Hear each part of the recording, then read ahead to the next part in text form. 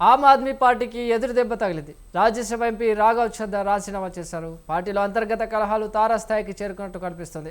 తాజాగా రాఘవ్ ఛద్దా ఎపిసోడ్ ఇందుకు నిదర్శనం. రాజ్యసభలో ఆప్ ఉపనాయకుడి పదవి నుంచి రాఘవ్ ఛద్దాను తొలగించి ఛద్దా స్థానంలో పంజాబ్ రాజ్యసభ ఎంపీ అయిన అశోక్ మిఠల్ను నియమించింది. దీంతో ఆయనను కావాలనే ఆప్ పక్కన పెడుతుందనే వాదన వినిపించింది. ఈ క్రమంలో ఆప్కు ఎంపీ రాఘవ్ ఛద్దా రాజీనామా చేసి బీజేపీలో చేరారు. ఆప్ అవినీతి పరుల చేతుల్లో ఉందని, తాను ఇంతకాలం రాంగ్ పార్టీలో ఉన్నానని రాఘవ్ ఛద్దా వ్యాఖ్యానించారు. मैं सरल भाषा में कहूं तो हम अपना करियर बनाने के लिए राजनीति में नहीं आए थे।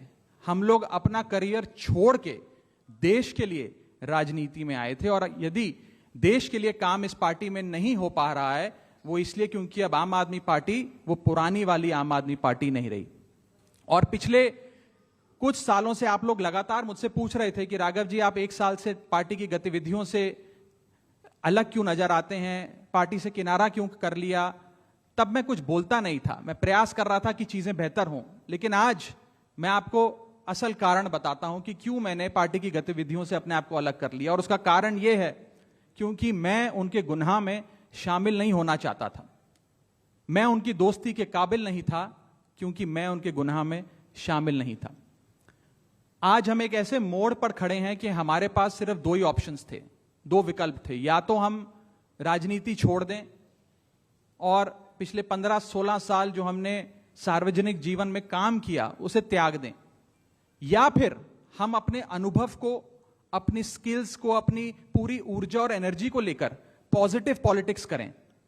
इसीलिए हमने ये डिसाइड किया that we the 2/3 members of parliament of the belonging to the Aam Aadmi Party in Rajya Sabha exercise the provisions of the Constitution of India and merge ourselves with the BJP। हम BJP में विलय करते हैं।